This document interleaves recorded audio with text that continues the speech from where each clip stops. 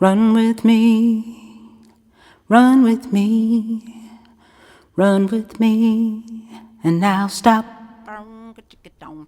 Clap your hands, come on, clap your hands, clap your hands, and now stop. Do your dance, show me how you do your dance. Come on and do your dance, and now stop. Turn around, round, round, round. Jumpin' jacks, do your jumpin' jacks. Come on, jumpin' jacks, and now stop. Tap your knees, come on and tap your knees. Tap your knees, and now stop. Take a stand, jump up, take a stand. Jump up and take a stand, and now stop.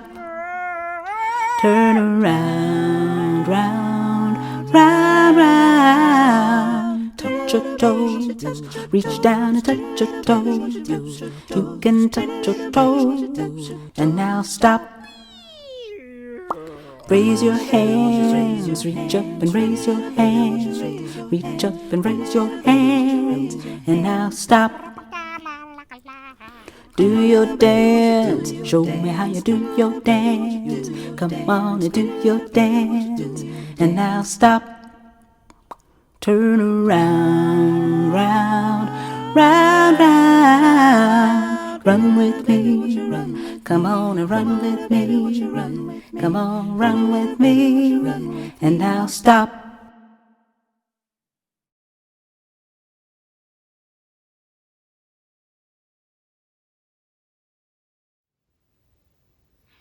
Welcome to the Morristown Unitarian Fellowship, a spiritually alive, radically inclusive, and justice-centered community.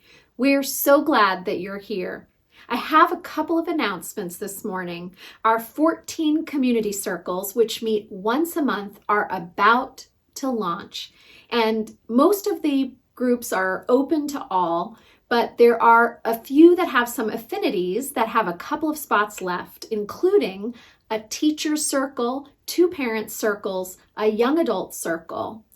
If you're interested, email welcome@muuf.org to find out more and to sign up. We're so glad that you're with us on this weekend of Martin Luther King Jr.'s celebration, a high holiday for us. And tomorrow we join with our interfaith community. This year, the Interfaith Breakfast will be a feast for the mind and heart. 4 panels will be broadcast from mlkobservancecommittee.com. You can watch them in any order and throughout the day with breaks in between, an advantage of this virtual time. I'll be facilitating one of them. Then at noon, there is also the service broadcast from Calvary Baptist Church. Let us open our time by affirming, it is good to be. It is good to be here. It is so good to be here together. Welcome, Judy Romano. Thank you for joining me this morning in our weekly ritual of lighting a chalice, the symbol of our faith. Members and friends at home, we invite you to join in this ritual and light a chalice or a candle in your home along with us. Before we do that, though, I want to share that Judy is the lead for our new 8th Principal Task Force. Our community hopes to vote on the potential addition of this new principle at our congregational meeting in June. Judy, you have 2 invitations for us about a couple of events coming up, right? As a matter of fact, I do. We want to invite everyone to find out about the 8th principle on Monday, February 1st. I'll be presenting it for discussion at noon at the Lunch with Our Principals group.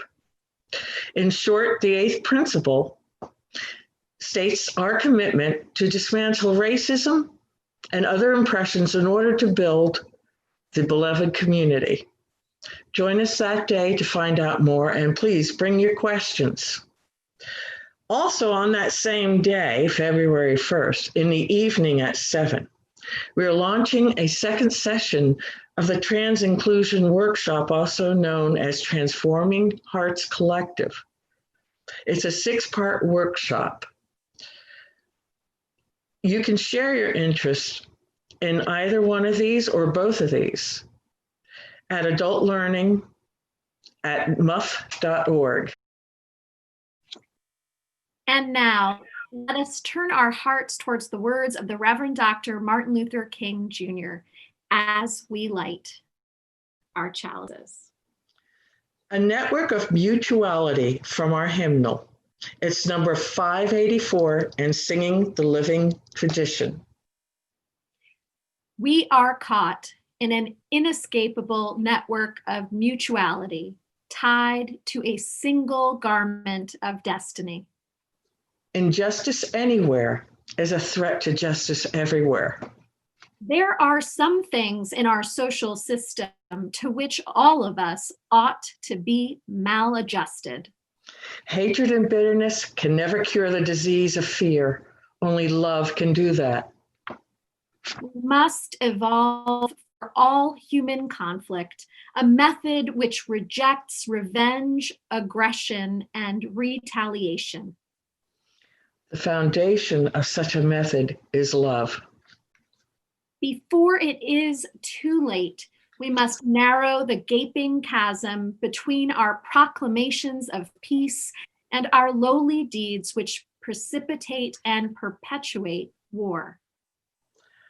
One day, we must come to see that peace is not merely a distant goal that we seek, but it means by which we arrive at that goal.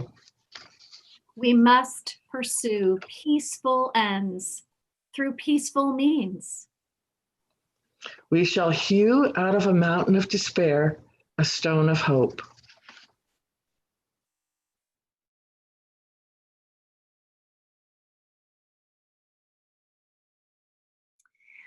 We are blessed to have a guest, Oliver Starnes, the executive director of the new Sankofa Heritage Collective of Morris, New Jersey, with us today. And Oliver and I also serve together on the Morris County Human Relations Commission. Welcome, Oliver. We're so glad to have you join us in our virtual sanctuary. Thank you for having me. Good morning, Reverend Miller. You are very welcome. We would love to hear a little bit about the Sankofa Collective. I think it was started in 2019. Yes. Tell us about its mission and a little about why it was created. So let me begin first by explaining the word Sankofa, or the term Sankofa. It is something that comes from Ghana. It's a Ghanaian traditional word, and it's also symbolic. It symbolizes looking into the past, taking those lessons, understanding them, and helping them guide the future. And so for us here in Morris County, the Sankofa Heritage Collective is a way for us to look for a place that can hold artifacts or exhibits that relate directly to African American achievements or any kind of historical notes. And it also gives us a chance to sort of create a sense of belonging and a place where we are overwhelmingly the minority. And so we rely heavily on education as a way to reach, other African Americans in the area, including students who make up about 20% of the African American population here in Morris County. So again, we are a nonprofit that focuses on education to curate and collect African American history in the hopes of finding a permanent institution that can house all of these items, hopefully in Morristown or somewhere in the county. Wonderful. Maybe someday we would be able to provide some space for you to share some of those objects and share with our community in person sometime soon. That would be great. You are very, very active in the community, and I wondered if you had anything on your heart or mind to share about what you see as one of the pressing issues of this time we're living in. Certainly. I think that perhaps one of the most pressing issues is an inability to have conversation. And this came to light for me, perhaps most notably last year in 2019, when I ran for town council. I learned that there are some issues people didn't want to speak on publicly, perhaps, or with their friends, even, or close family members, for whatever the reason might be. They need a forum or some kind of other way to feel comfortable in order to speak on issues of race or other types of misunderstandings that are common in our society today. So, with that, I decided it would be great to have some type of platform, especially for facilitating uncomfortable conversations. I'm calling it All in Moderation, and it's sort of a pivot from my 2019 town council campaign. And it's in response to an overwhelming demand, in my opinion, for a need or a space to have uncomfortable conversations. And I think I'm uniquely qualified to help moderate these conversations for a variety of reasons. And they're very much needed. So that's what I'm seeing is a need to have conversations. That's really insightful about the importance of creating space for uncomfortable dialogues. Oliver, I know that you are very active around advocating around equity and education. Is there anything that you wanted to share on this MLK weekend about that topic? Absolutely. Well, first and foremost, have to at least acknowledge the holiday and the person behind it, Dr. Martin Luther King Jr., who is perhaps my number one historical figure who I kind of want to model everything after in terms of activism, because what he stood for and his message is something I think is timeless. It's something that bears repeating over and over again. And it's just, the events over the last several months, all of 2020 have really kind of helped reinforce the importance of his message and how important it is for everybody to kind of understand and hopefully live by it and live through it. But for me personally, and for this upcoming year, I have an interest in examining or taking a closer look at our very own Mars School District and how special it is. A lot of people may not be aware that two things. Number one, we are approaching the 50th anniversary of its creation or formation. And number two, it was forcibly created by way of court order and a Supreme Court ruling that came down 50 years ago in 1971. And it provides a really exciting opportunity to really delve into a lot of the different influences that came together to create the school district. And I want to see what led up to that point. And I want to hear from the people who lived that experience. And then I'd like to have an opportunity to tell that story through a 2021 lens. And that is what excites me the most about this upcoming year in terms of education in Mars County, Mars School District. I'm so glad you brought up that Jenkins case around integration of the Moore School District. One of the founders of our congregation, Stephen Wiley, was actually the lawyer involved in that case.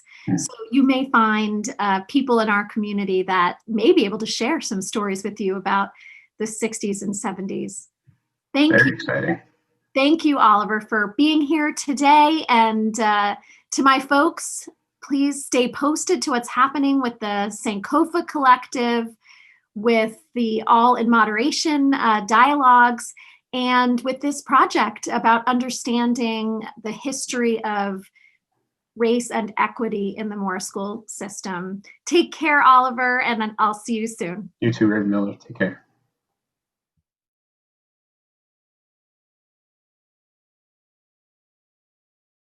Morally, I was led to nonviolence because I felt that it was the best moral way to deal with the problem. We were seeking to establish a just society. And it was my feeling then, and it is my feeling now, that violence is certainly much more socially destructive, and it creates many more social problems than it solves. So I was led to nonviolence for deep moral reasons. And I turned to it because I felt that it was the morally excellent way to deal with the problem of racial injustice in our country. There is no freedom, the wise men said, let justice roll down when the poor cry out for shelter and bread. Let justice roll down like a mighty stream. Oh, children, don't you get weary? Walk together, believe in the dream. When the way gets rough, we'll make a new way. Let justice roll down like a mighty stream. Hatred will never drive out hate. Let love roll down, roll down.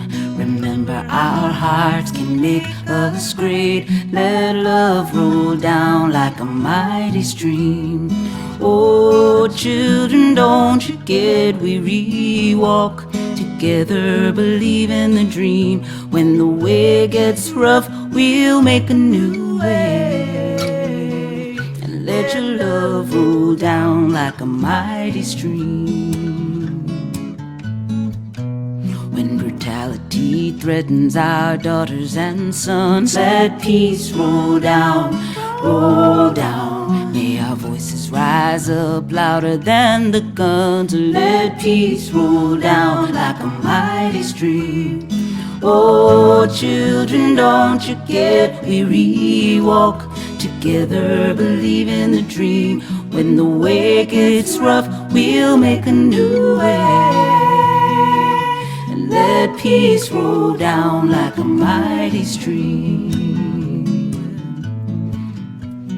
Step by step, one by one, let justice roll down, roll down. They can kill the prophet, but the dream lives on. Let justice roll down like a mighty stream.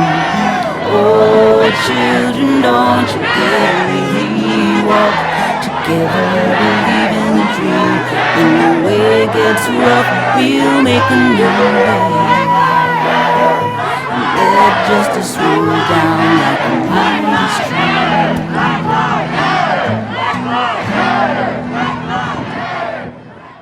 I turned to it because I felt that it was the morally excellent way to deal with the problem of racial injustice in our country.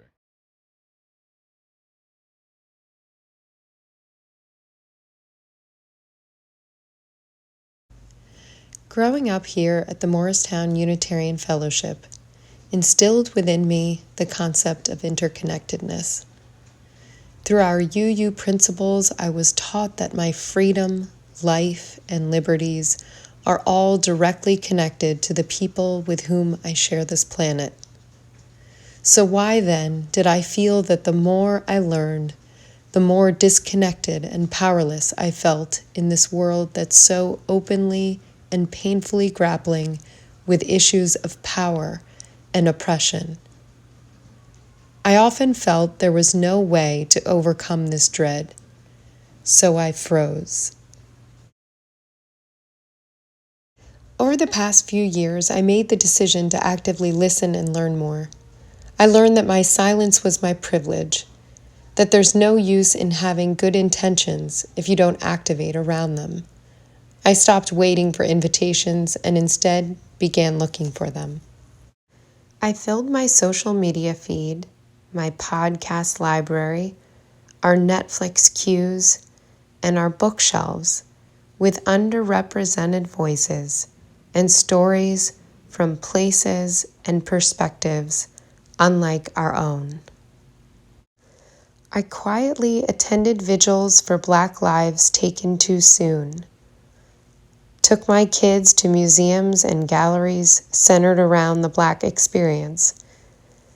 I attentively listened to lectures by women's rights champions, BLM community leaders, Muslim authors and activists, victims of violent hate crimes, and even former KKK members, in order to understand better the issues that others are facing and experiencing that I'm not.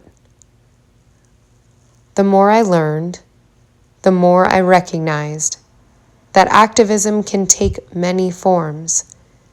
It can be one-to-one conversations. It can even be one-to-none. It can be private, or it can be public. It felt like as soon as I started looking, the invitations to act came pouring in. My family marched and protested. We made signs and chalked the walk together. I made some noise on the phone, in the streets, in emails, and in postcards to precincts and school boards and the offices of our representatives. I participated in some difficult conversations, online and in person, about the importance of representation or the negative effects of my white privilege going unchecked. I became a Sunday school teacher here at MUF so that I could help children and youth feel and know that we are all connected to something greater than ourselves. Then, this year, an invitation for my children arrived from one of the activists I follow on Instagram. An activist and educator named Ray King was starting an online educational cooperative for families during the pandemic. Her mission? To bring together families of every race and socioeconomic level to learn and grow together.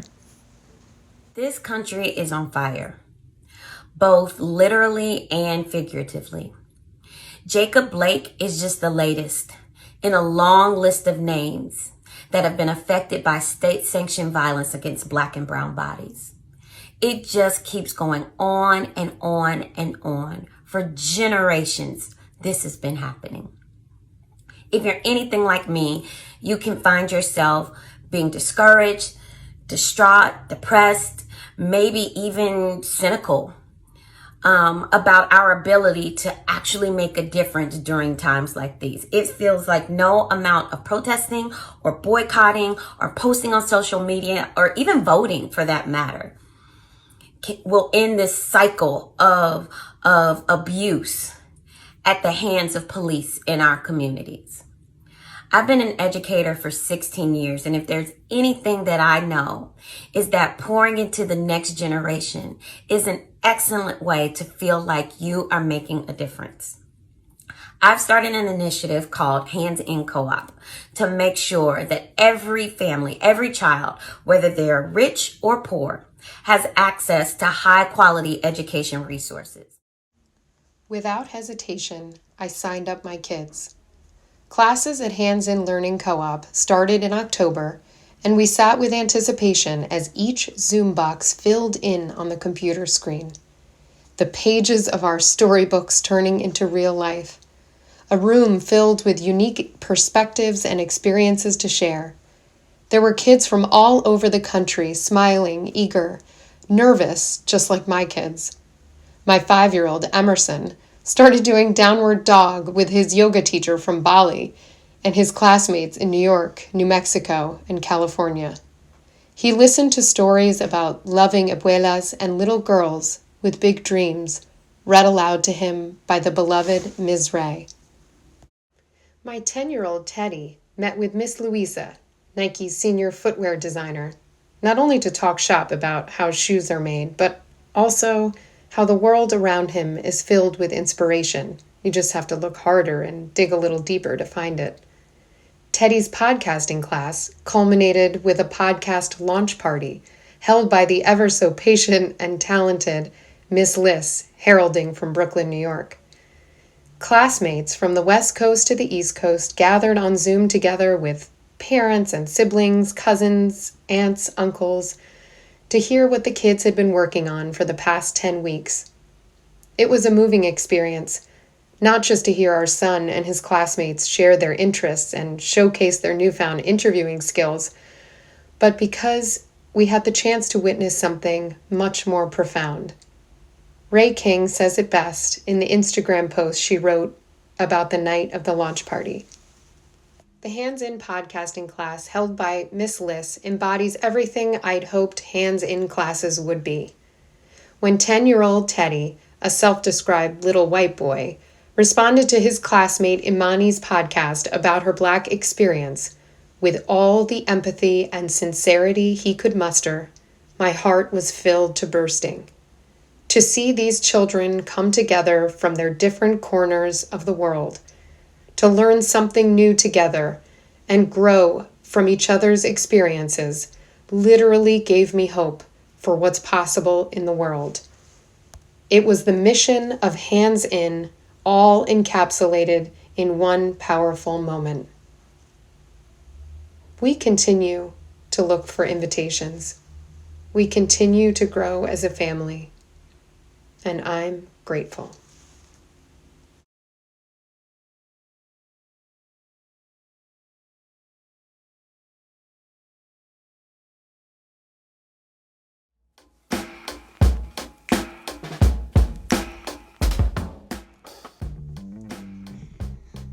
Gather your materials. You'll need watercolor paper, colored paper, a pencil, scissors, a Sharpie marker, watercolor paint, a brush, a cup of water, and a bottle of glue. Step 1. Trace your hand onto a thicker piece of paper.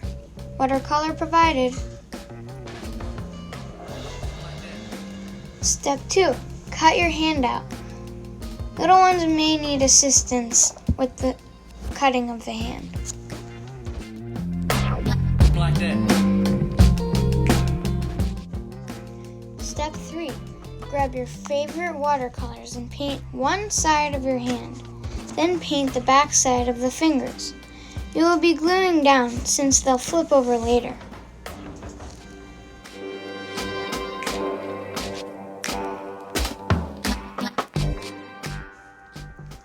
Step 4. Once your paint dries, use Sharpie marker to add details. Point out all the lovely wrinkles and nails on your fingers and palms.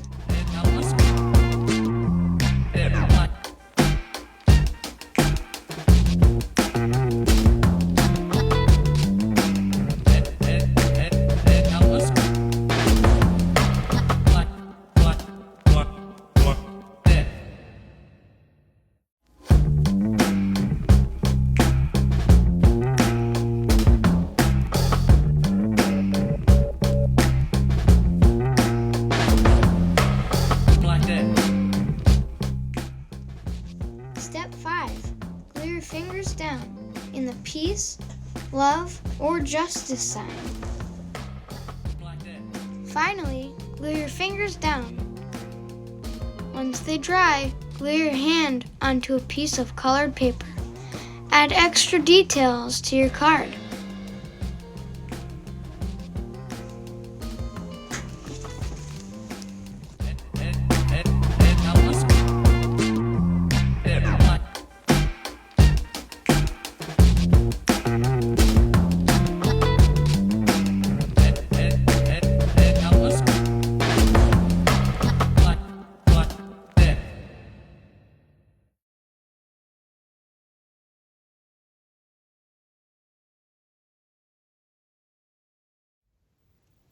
Our offering this morning is split between our fellowship and Wind of the Spirit. Wind of the Spirit are longtime partners with our congregation. They are tireless advocates for immigrant justice and so often engaged in the pressing issues facing our community, including housing insecurity, mental health issues, and combating racism. Please give generously. It makes a difference.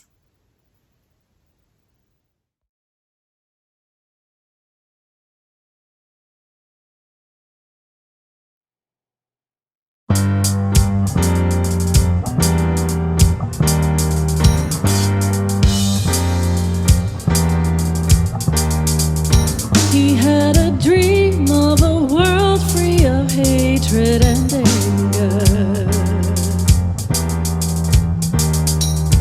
He had a dream of a love beyond race, creed, or color.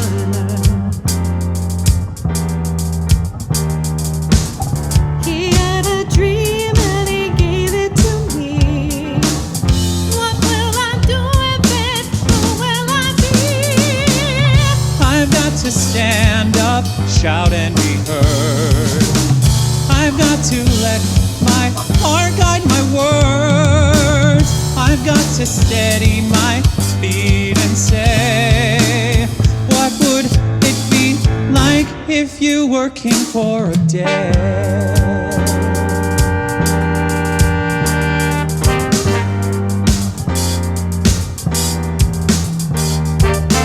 He had a dream that all violence would one day be ended. His dream of dreams.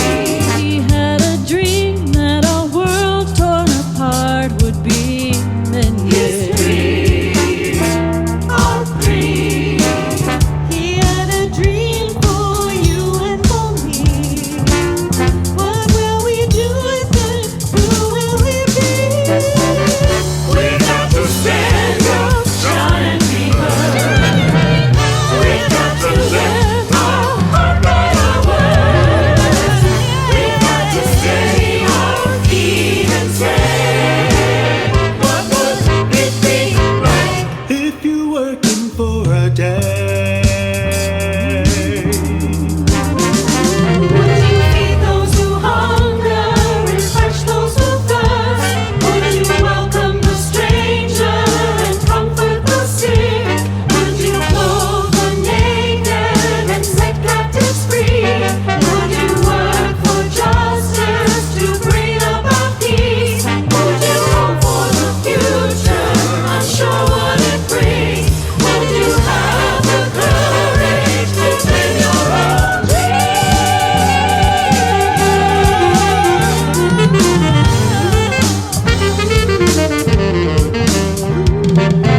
He had a dream that one day we'd be here singing together. His dream of dreams. He had a dream that we're making it happen together. His dream of dreams. He had a dream for you and for me. What will we do with it? Who will we be? We're gonna stand up, shout and be heard. We're gonna let our heart write our words. We're gonna steady our feet and say, what would it be like If you were king for a day. for a day?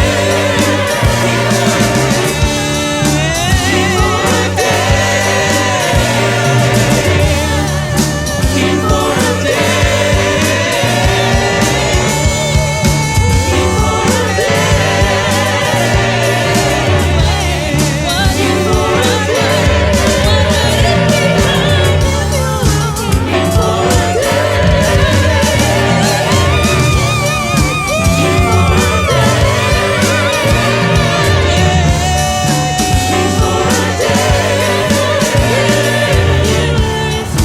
King for a What would the world be like if you were king for a day?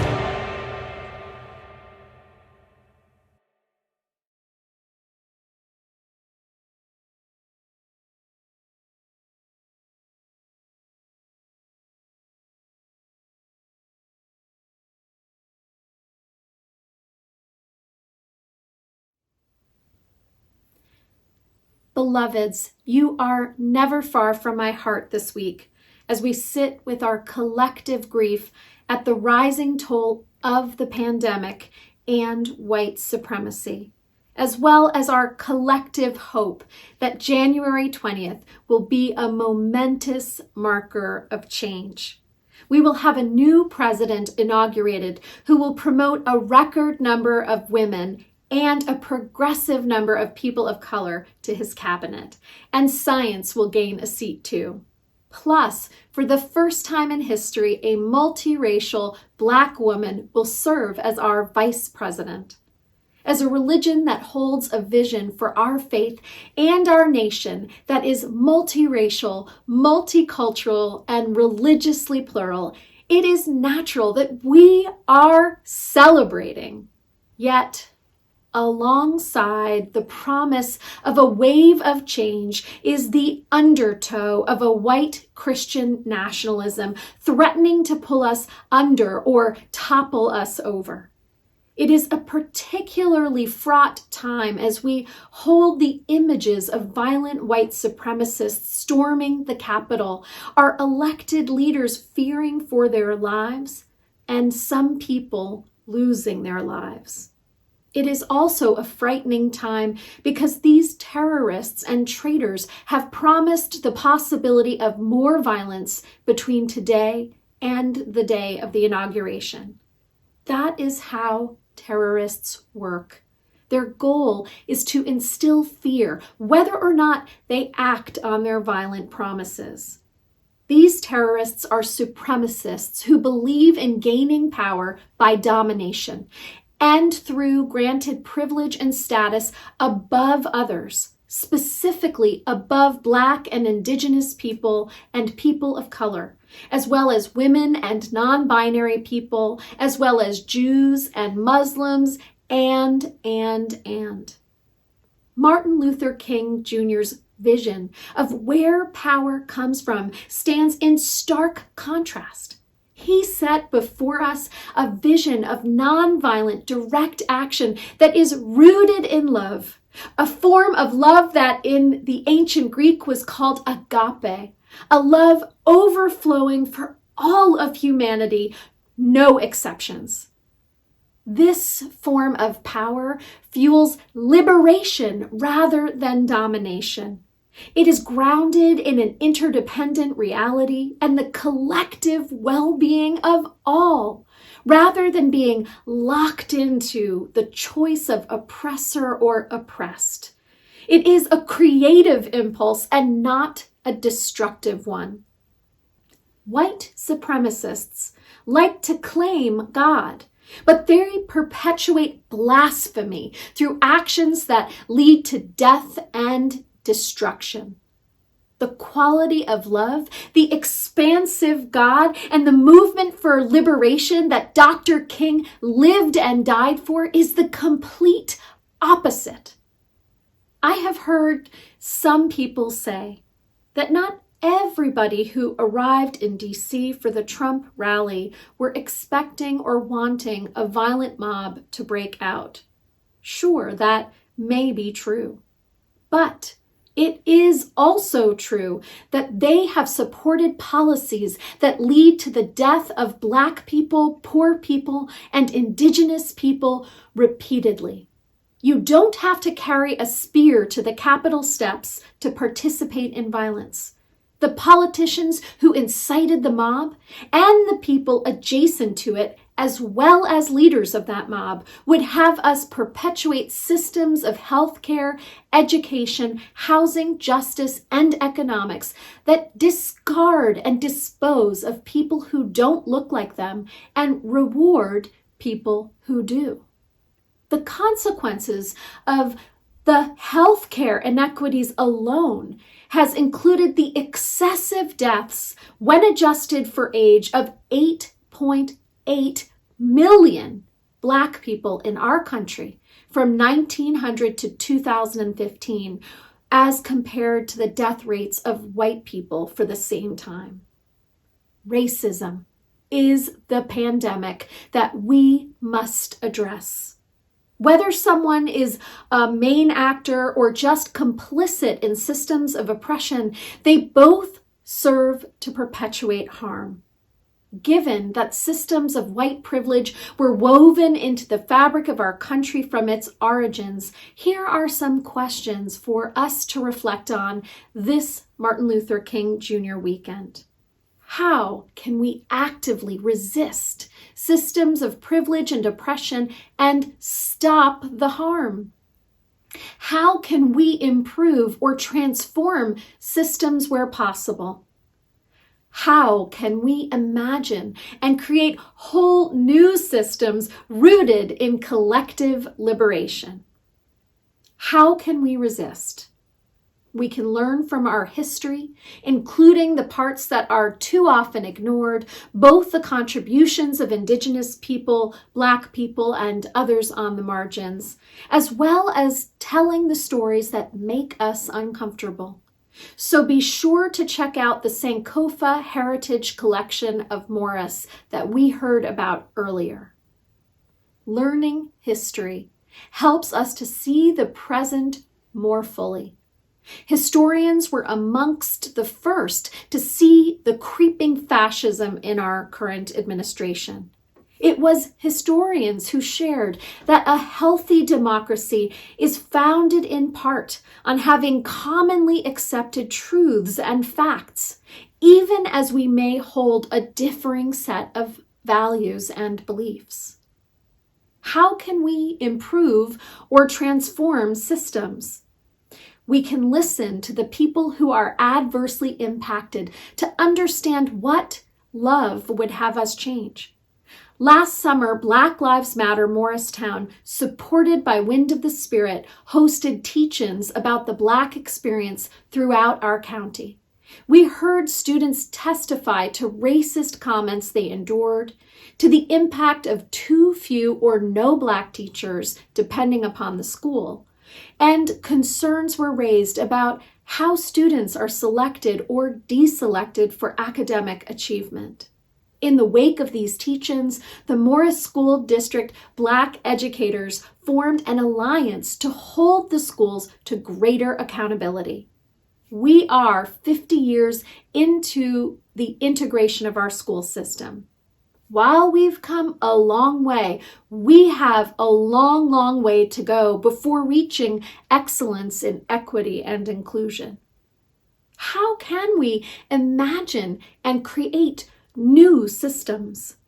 Some systems are so corrupt that it is wiser to dismantle them completely and to begin on new ground. Slavery was such a morally repugnant, dehumanizing system that it had to be ended, even if it meant upending the economic system along with it. Now, that didn't happen without people's willingness to engage in struggle. As Frederick Douglass once said, this struggle may be a moral one, or it may be a physical one, and it may be both moral and physical, but it must be a struggle. Power concedes nothing without a demand. It never did, and it never will. Today, I lift into your consciousness our system of mass incarceration, which is so uneven in its distribution of justice, and nowhere is it less just than Morris County. We live in the state with the greatest racial disparities in the nation, New Jersey, and the county with the greatest racial disparities in terms of incarceration in that state. Black people are 22 to 23 times more likely to be incarcerated here than white people. One of the goals of Morris Area New Jersey Together that we helped to found is to get at the roots of these disparities and to pluck them up. We need to disrupt policies like mandatory minimums and also investigate whether it's time for a new system rooted in restorative justice. You are invited to attend the criminal justice team if you'd like to learn more about how to get engaged. No matter what happens between now and Wednesday and beyond, remember that the undertow always accompanies the wave. We are experiencing waves of greater truth, waves of expanding racial equity, and waves of recognition that we are all interconnected. Expect the undertow to arrive and expect it to attempt to pull us away from these. But root yourself into the land and resist that backward movement. Be lifted up by the wave and also be a lifter of the wave, for we rise together. May we rise on the waves of resistance. May we rise on the waves of love called agape. May we rise on the waves of collective liberation. May we rise.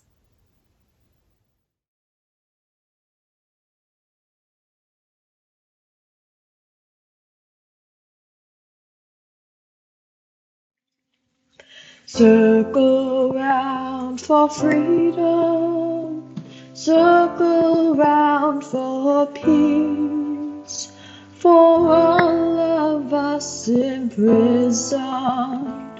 Circle for release, circle for the planet, circle for each soul, for the children of our children. Keep the circle whole. Circle round for freedom, circle round for peace, for all of us in prison. Circle for release, circle for the planet, circle for each soul, for the children of our children. Keep the circle whole. Circle round for freedom, circle round for peace, for all of us in prison. Circle for release, circle for the planet, circle for each soul, for the children of our children. Keep the circle whole.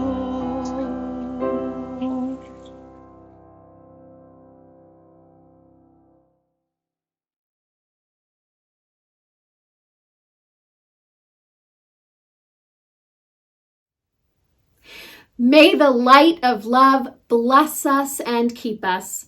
May it shine down upon us and radiate out from within us. May it be gracious unto us and grow our commitments to liberation. For this is the day and the life that we are given. So let us plant seeds of hope and healing, joy and justice in it.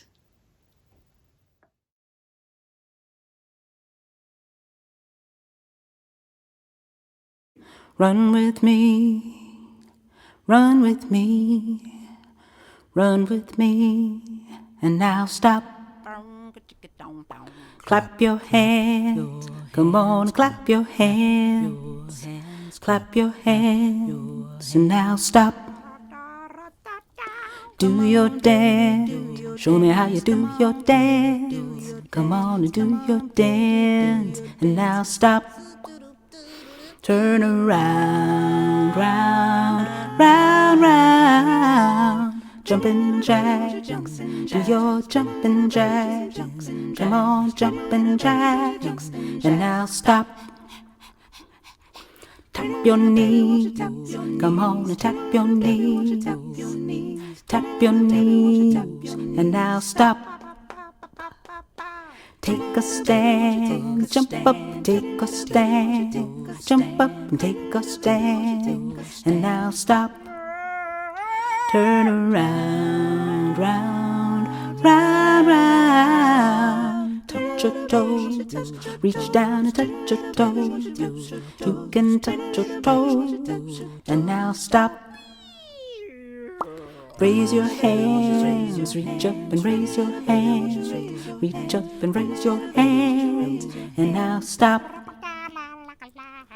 Do your dance, show me how you do your dance. Come on and do your dance, and now stop. Turn around, round, round, round. Run with me, come on and run with me. Come on, run with me, and now stop.